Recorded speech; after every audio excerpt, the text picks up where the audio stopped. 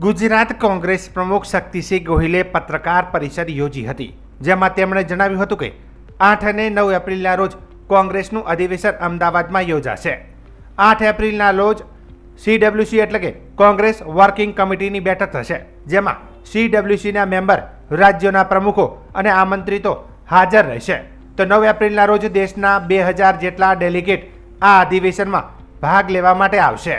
અખિલ ભારતીય કોંગ્રેસ કમિટીએ ગુજરાતની આ ભૂમિને એઆઈસીસીના સેશન માટે પસંદ કરી છે। એ માટે એમનો ખાસ હૃદયપૂર્વક એઆઈસીસીનો આભાર માનું છું।